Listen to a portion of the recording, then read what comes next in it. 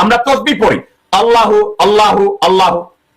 আর মির্জা ফখরুল, মির্জা আব্বাস, আব্দুল আওয়াল মিল্টু, আমির খসরু মাহমুদ বলে নির্বাচন নির্বাচন নির্বাচন। ফ্যাসিস্ট স্বৈরাচার হাসিনা পালানোর পর বিএনপি নেতাদের মুখে একটাই শব্দ, নির্বাচন নির্বাচন নির্বাচন নির্বাচন নির্বাচন।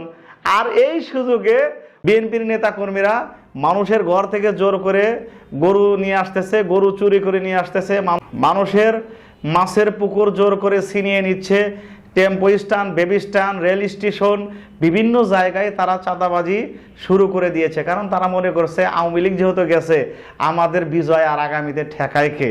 কারণ তারা মনে করে যে বিএনপি আগামীতে নির্বাচনে আসবে। আর ওই যে সিনিয়র পার্সন নেতারা নির্বাচন নির্বাচন নির্বাচন নির্বাচন। আমি আপনাদেরকে বলবো নির্বাচন নির্বাচন না করে আপনাদের দল আগে সংস্কার করেন, দল ঠিক করেন। আর আপনার ওই চাঁদাবাজ কর্মীদেরকে আপনারা একটু থামান। তারা মানুষদের উপর যেভাবে জুলুম নির্যাতন চালাচ্ছে, এটা যদি এভাবে চলতে থাকে, আওয়ামী লীগকে এই দেশের বীর ছাত্র জনতা তাড়াইতে সময় লেগেছে 36 দিন, আপনাদের তাড়াইতে বীর ছাত্র জনতা আর 36 ঘন্টাও লাগবে না। অতএব এখনো সময় আছে, এই সমস্ত চাঁদাবাজ নেতাকর্মীদেরকে থামান। তা না হলে আপনাদের শেষ পরিণতি আওয়ামী লীগের মতোই হবে। আওয়ামী লীগের জীবনী থেকে বিএনপি নেতাকর্মীদেরকে বলছি, শিক্ষা গ্রহণ করুন।